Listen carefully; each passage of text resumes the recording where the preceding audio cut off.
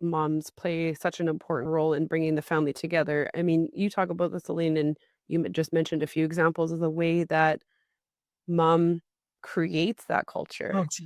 Yeah. I recently facilitated a family meeting for a family with 5 kids, and mom, was lost to cancer, and so they all talked about her being the glue. Right. So what you were doing, Kalynn, is you were facilitating and generating good communication in a family meeting. So how does mom get stuck in the middle with being the one that always has to set up the family meetings? Yeah, she's often the driver, and it's okay, I think, if mom is helping to keep the momentum going to say, okay, let's try to bring us together. But the thing is that when we facilitate a meeting, you know this, Elaine, that we always ensure that everyone creates the agenda together. So that agenda creation and even goal setting, like, mom is already doing the emotional labor of getting everyone together, and even just, like, maybe emailing or, that's fine, like, maybe if she wants to keep doing that role. Welcome to the Farm Family Harmony podcast. I'm Elaine Fraze, Farm Family Coach, here with another episode full of transition tips, tactics, and sometimes hard truths to get harmony on your farm.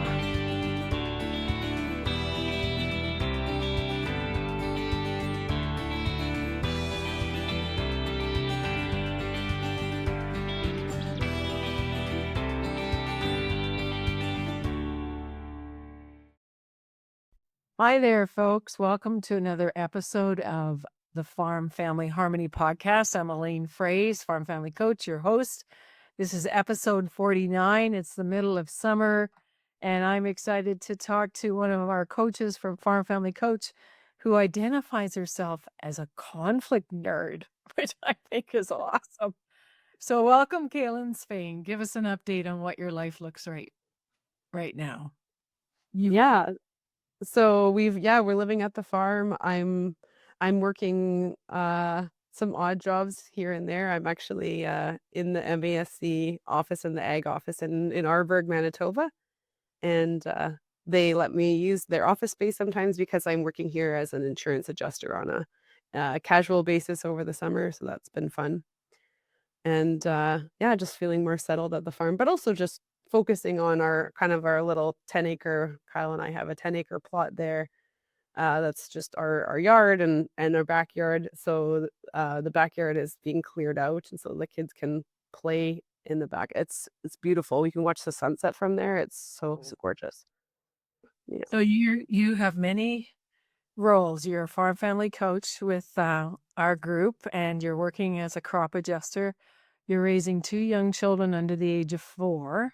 So you have lots of street cred as a young mom. And I think this is going to be we've entitled this episode Mother in the Middle or Mom in the Middle, and I put help behind that.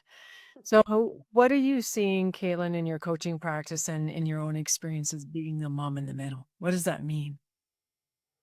Yeah, I mean, my kids are only 2 and 4, and already I am being put in the middle in different ways. And so I think first I wanted to say that it's important that as parents, what I'm learning is that I need to align myself with my partner, with dad.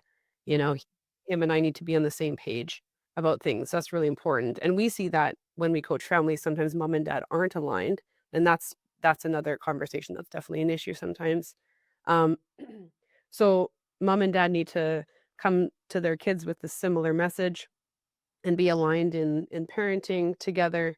But often what I'm experiencing is that I have, because I spend a lot of time with the kids, I have a lot of just like decision making authority, maybe a little bit more influence over how they, yeah, how they make their decisions, and especially my 4-year-old, she comes to me a lot, but I want to empower my partner, like their dad to be able to make those decisions too, and to sort things out with them as well, and to have their own relationship. So the way that I can do that is to help them figure out like everyday conflicts with each other, because I don't want to be in the middle of their little thing, and it actually what I've found is, like, I can feel myself pulled in, and when I see them in conflict and I look at him and I'm like, "You're arguing with a four-year-old, first of all." Not a great idea, but, um, but to kinda support their relationship is hard for me. It's challenging because I I'm a coach and I'm a problem solver and I want to help them. So and sometimes I can just say, "Well, why don't you guys do this?" But I don't wanna give them the answer, and so I guess what I'm finding, as my daughter gets older is that, like, for me to take a step back and not be in the middle, even and especially when she comes to me, for help, and then I'll hear him from the other room, "No, she said this, da, da, da," and I was like, "Okay, this is not happening. I don't wanna be in this position because I believe that they can sort this out themselves and they can do that together." So I'm Or experiencing it as a mom, and then I can only imagine it gets harder as the kids mo get older. you experience that dynamic in your role as a coach. So when you call yourself a conflict nerd, I think that's a good descriptor of you because you believe that conflict is not a bad thing and that people have to learn skills to do it better. So, what are you finding, or what have you experienced in your coaching practice, Kaylin, where mom is the glue, or we talk about culture beat strategy, what people believe to be true, their values, how they behave with each other, and how they make decisions. Um, how is mom being caught in the middle? How have you seen that?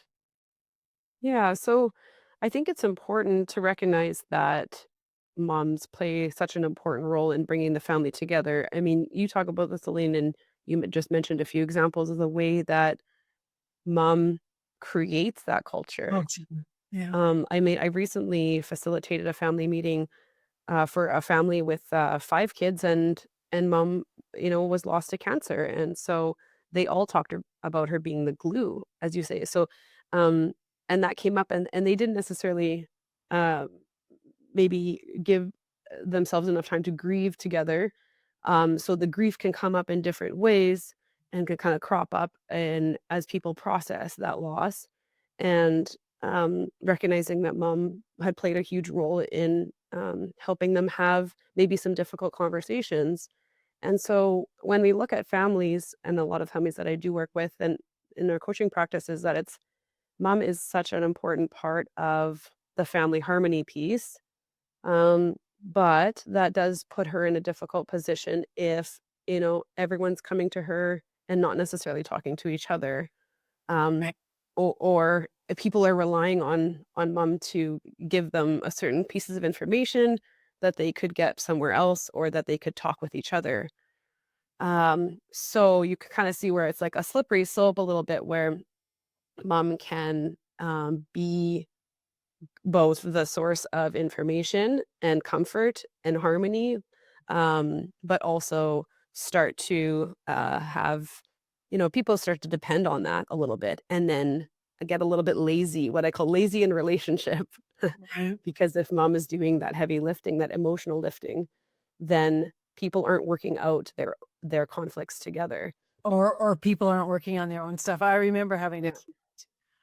in Alberta a long time ago where she said, "Elaine, I feel like I'm the pig stuck in the middle." And I sent her a pig magnet just as a reminder to think about the role that you want to play in healthy conflict resolution and how you don't want to be um, the conduit all the time. So you wrote an article about this called Mom in the Middle, and you talk about conflict triangles. And I brought my triangle for us today that I Ooh. at my farmhouse, and, you talk about flattening.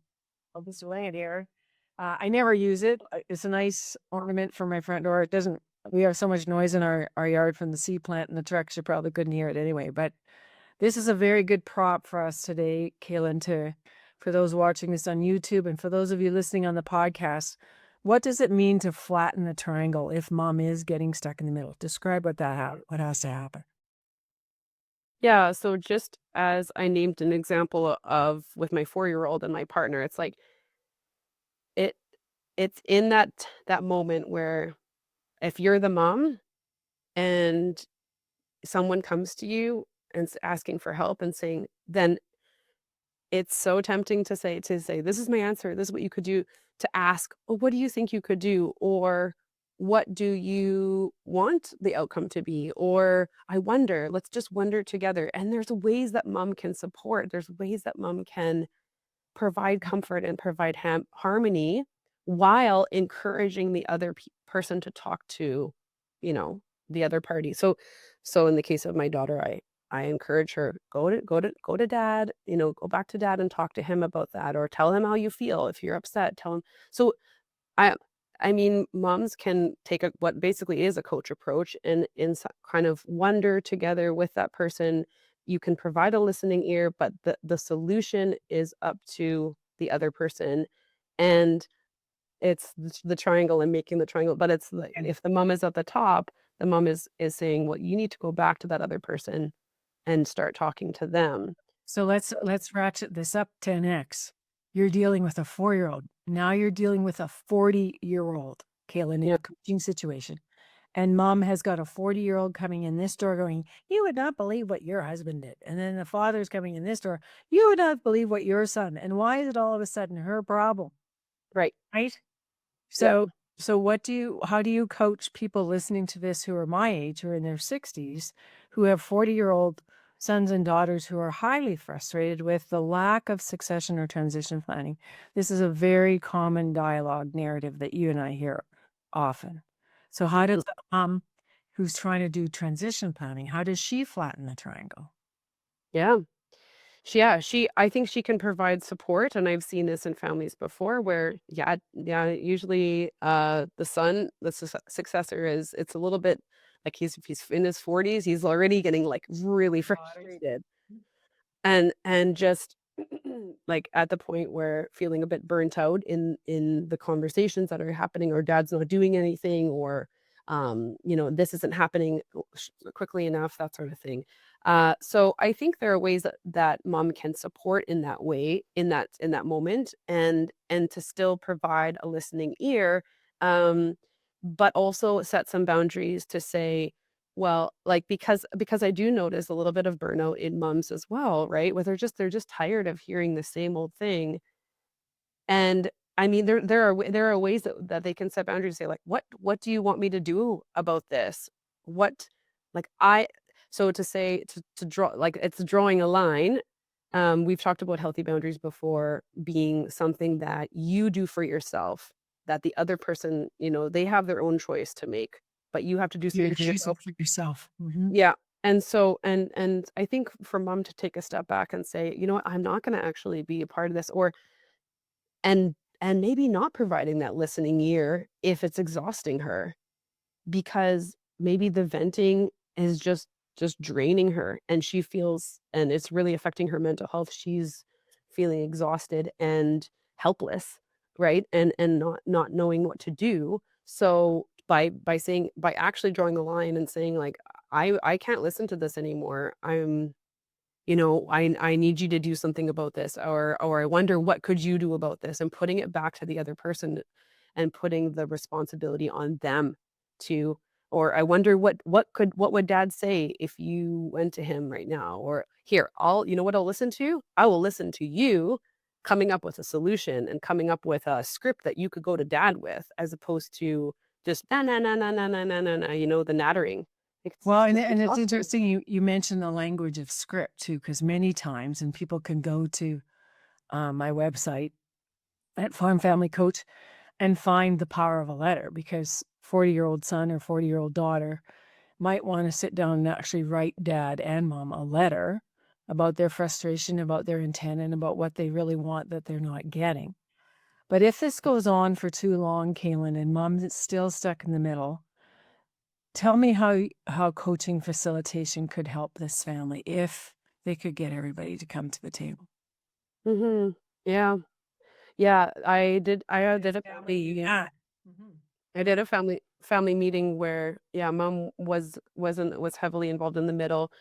The successor was, in his 40s, and just, and dad wasn't around, but like, mom had a new partner, and so, which who didn't provide the same kind of father figure that, the son needed. Uh, um, but there was just so much tension around, like, between, like, mom and the son, and then the non-farming siblings. And mom just was like, "I'm done. I'm so tired of this. I'm just exhausted with having these round and round conversations." And so when I facilitated, it was essentially just trying to get everyone, um, Mhm. openly talking with each other, trying to get past a little bit of that anger, that the son was experiencing, trying to get through some of that anger, what's behind that anger. And, it was powerful because, he did get a chance to talk, and he did get a chance to express himself and some of the frustration, and then to, hear the support that from his siblings. So to actually hear, instead of hearing from mom, he got to Yeah. chance to hear, his one, um, sister was sitting beside him, and I think she was almost crying, like, she was just saying, like, "We care about you, and it's okay," like, to actually take that pressure off of him. "It's okay if you don't wanna farm. We just wanna know we're here for you no matter what. We're not here for the farm, we're here for you." And he needed to hear that. Like, just the power of those conversations that don't necessarily happen when the usual dynamic is that mom is Right. So what you were doing, Kaylin, is you were facilitating and generating good communication in a family meeting. So how does mom get stuck in the middle with being the one that always has to set up the family meetings? Yeah, she's often the driver, and it's okay, I think, if mom is helping to keep the momentum going, to say, "Okay, let's try to bring us together." But the thing is that when we facilitate a meeting, this, Elaine, that we always ensure that everyone creates the agenda together. So that agenda creation and even goal setting, like, mom is already doing the emotional labor of getting everyone together, and even just, like, maybe emailing, or, that's fine, like, maybe if she wants to keep doing that role. But the actual, like, agenda creation, the actual content, the discussion, the What work needs to be on the of table? what, yeah, that's everyone's responsibility.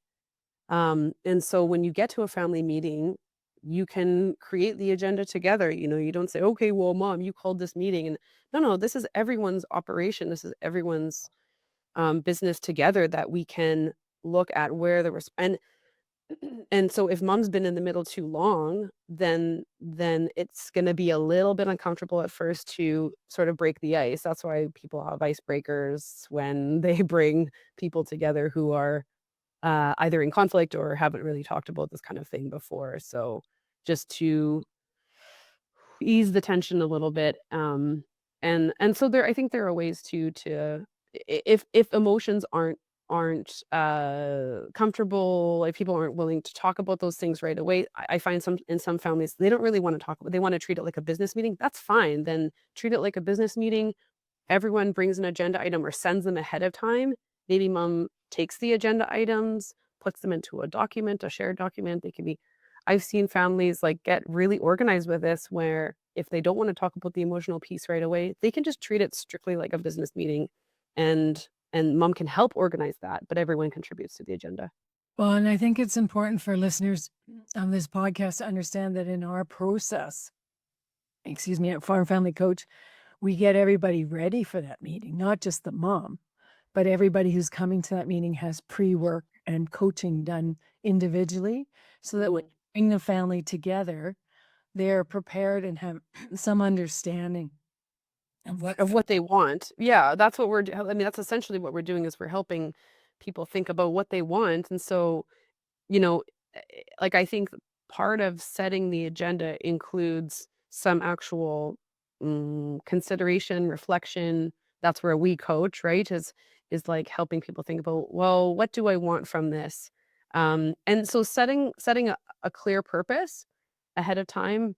That message, again, that's where we go to mom and dad, right? Mom and dad need to create, a clear purpose. I have told couples before, you know what, send an email ahead of time to your kids to say, "This is the purpose of the the," why. you know, This is that the why. this is the why, exactly.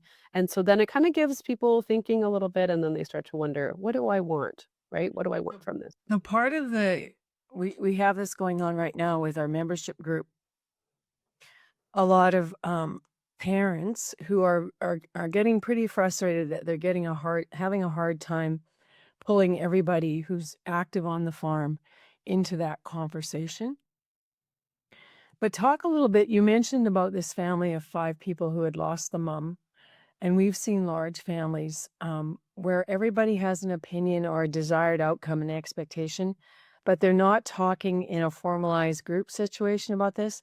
They're talking to each other, and I just straight out, Kaylin, call it family gossip. Mm. So, where is mom getting stuck? Because I had a mom recently say, Elaine, I can't take this anymore. This family gossip is killing me because we haven't yet got to the family meeting stage. And I can hear tension happening in all these little groups of my kids. But let's get it all out on the table and let's be honest and respectful about it. So what are you going to do about clipping or nipping family gossip in the bud? Sounds like a lots of triangles in that family. Yeah, like, it's just there. Tiny little triangles that are all meshed together. Exactly. Oh, yeah. Yeah, there are such difficult, um, dynamics going on when there's lots of siblings, like over 3, let's say, and then, especially when I see, like, non-farming sisters, right, and their concern maybe for mom or dad or that sort of thing. I think, like, we have to look back at, like, the purpose. What are we trying to accomplish here? Um, this is just from, like, a meeting. I'm more continuing on when I think about how do we set good meetings? How do we set up good meetings? We need to have a clear purpose in mind. We need to ensure that everyone gets the information at the same time. So we need to ensure that maybe information like meeting notes or agendas or that sort of thing is accessible to everyone at the same time to ensure that there's not like, oh, Jenny heard about it through mom and then, oh, so we need to be aware that when there's gossip and dynamics and like I was like drama, honestly, there's such small, simple ways that we can just ensure that we are coming to the table in a I don't wanna say equal, it's more like we're all coming to the table as adults together. I mean, Respect. I want my mom to treat me like an adult now, and so if says one small thing about my brother or something, and I'm over there about once a week with the kids, and she'll say one thing about and I'm just like, "No, I'm gonna talk to him myself about that. I'm an adult." She was really awesome about sitting us down when we were kids. I remember us, like, little kids, like, we're just sitting down, and then she's like, "Okay, you guys talk it out," and then we're like,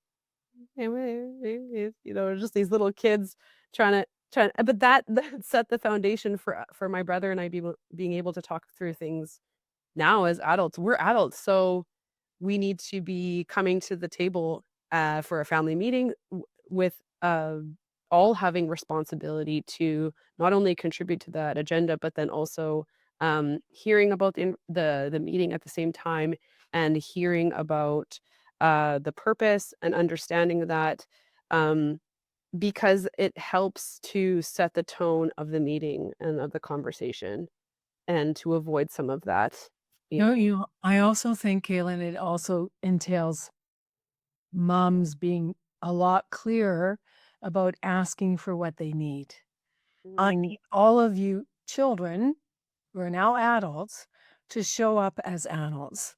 mhm, I don't want to be hearing snippets of information floating through the family dynamic that are causing a lot of tension. This stops now. And again, we're going to flatten the triangle by you have an issue with your brother, you speak directly to your brother and mhm, create solution there. You have an issue with me as mom, then I want to hear that directly from you because then you and I can figure it out together. mhm. And sometimes what I've seen too is that those little those little tensions that are happening between siblings do come from uncertainty about what's happening with the farm. And so, mom and dad do need to be aligned and take charge. So I think a lot of the work starts with mom and dad being on the same page about what their vision is, where do they see the farm going in the next 5, 10. So I always ask families to set a timeline, and so we don't need to think 5 years, that's okay, let's think 1 or 2 years. So in the case of the family that I went to, then that where mom wasn't there, dad did set 2 years and said, "I wanna slow down by 2 years." And all the kids were, "Oh," like, that was just to Yeah, it was feel newsflash, from you know? Yep. yeah, so then we could think, "Okay." And so I think mom and dad really need to be on the same page and ensure that they have an understanding of what their vision is, and to give just to provide a little bit more certainty for the kids, because conflict can crop up really easily when, when there's different emotions going on about what's happening with a farm. Uncertainty, right? Uncertainty creates a lot of anxiety because people don't know. It's called the pain of not knowing. Mhm, I can just imagine right now a lot of women listening to this podcast, Kaylin, and saying, I want my husband to listen to this because I am so frustrated. Why am I doing all the heavy lifting? yep, And yep, I have a problem too because I just read Mel Robbins' book, The Let Them Theory, and she has a chapter called People Will Change When They Want to. So tell me more too, Kaylin, about you. You're a young mom. I'm an older mom. I'm a grandma. So we have different roles and stages in our life. What do we do as moms for good self care and mental wellness when we start to feel like this triangle is getting really big again? And mhm, we need to be reminded, like, what do you think is most helpful, especially for women who feel like they're carrying a really heavy load of being the mom in the middle? mhm.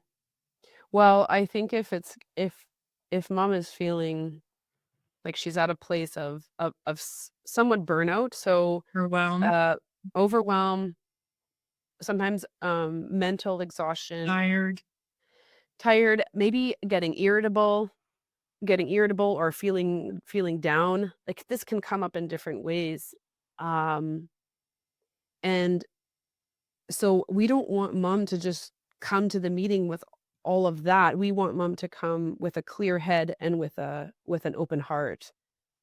To be to because if if we're feeling burnt out, then, that bitterness can kinda creep into Mhm. those maybe to those so mom needs to take care of herself before, so like you said, if there's moms that are listening to this and feeling like, "Oh, it's just time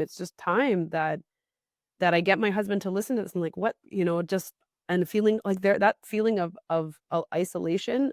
I mean, motherhood, I experienced isolation quite a bit in motherhood, even if my partner was coming up to me and asking me, "What do you need?"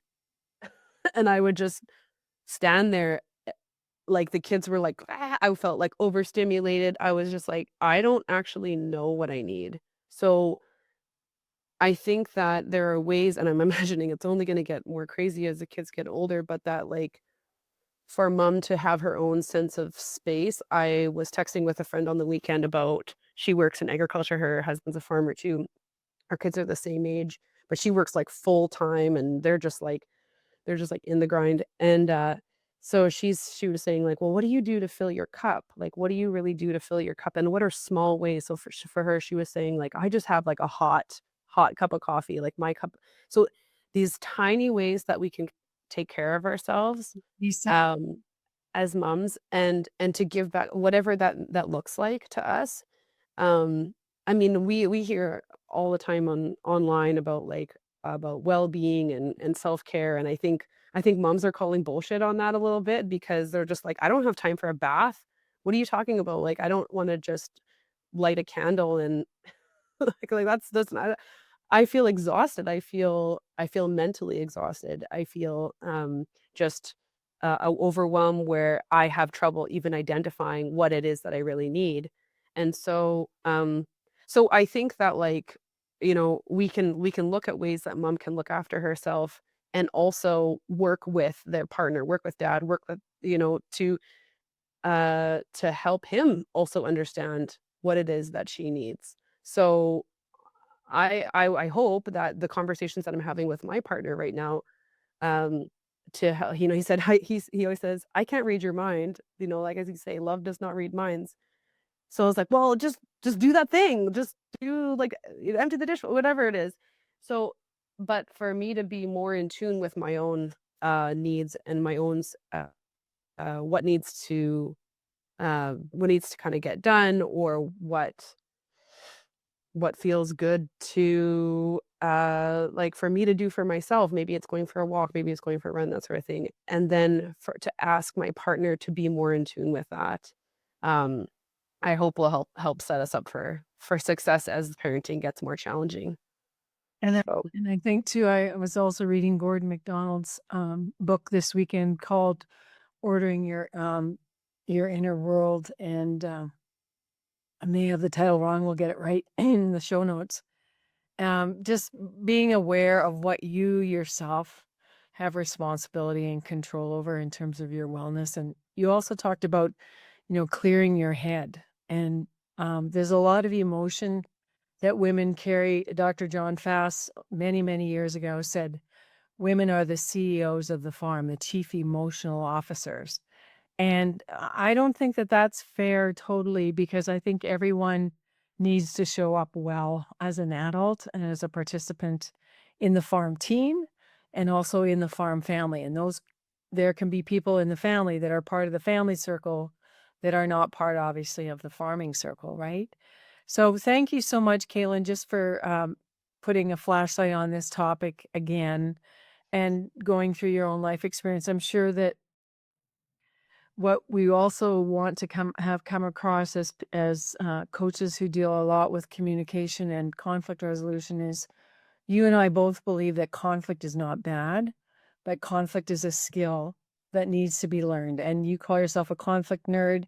I have a lovely sticker that I got in Nebraska this year from the Center for Rural Affairs, and it says rural nerd. And I guess that's what we are, right? We're living in a culture in agriculture that's only 2% of the population. We work really hard. We want our families to thrive.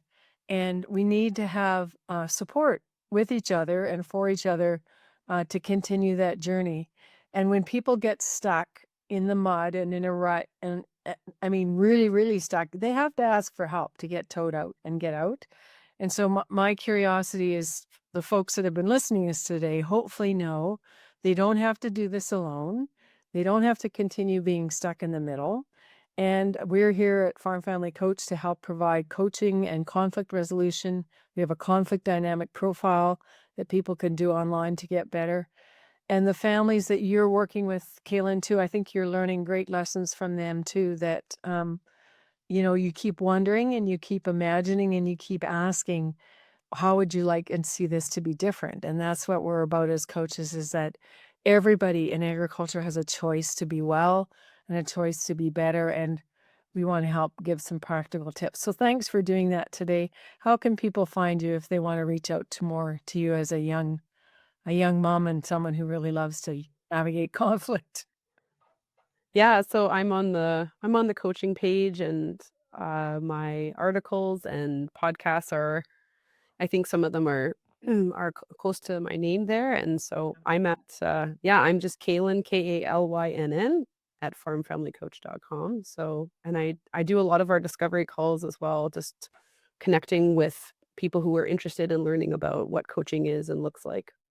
Right, and those discovery calls are about 30 minutes long, and you can just get on a discovery call, folks, just by Googling farmfamilycoach.com and fill in the contact page, and we'd be happy to reach out to you.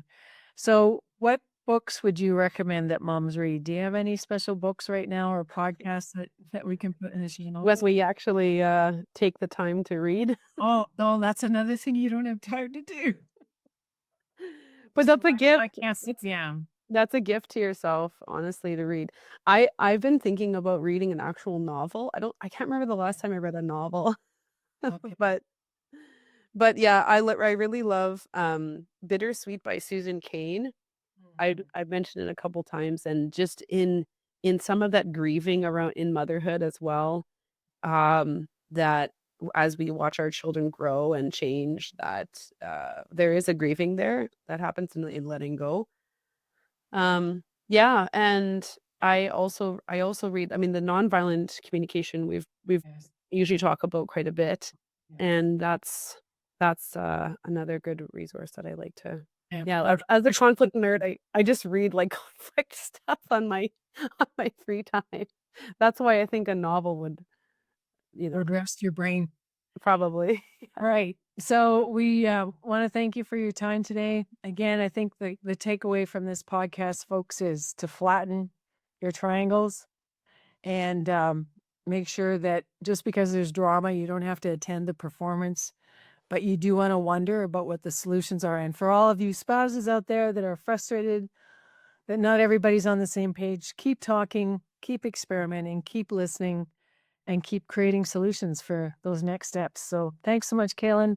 Thank you, listeners, for sharing this with your family, as I know some of you do. Shout out to my running buddies out there who are listening to this while they're running, which is what Kalynn loves to do to keep her mental health in check. And we'll see you next time. Share this far and wide. Bye for now. Are you feeling stuck in your farm transition? You're not alone, but you don't have to stay there. I'm Elaine Frey's Farm Family Coach. And inside my Farm Family Transition membership, you'll get expert coaching, monthly tools, and a supportive community to help you finally talk, plan, and act on your family's future. No more silent standoffs. Check. It's time to move forward with confidence. Join now at elainefrays.com/membership and let's get you unstuck.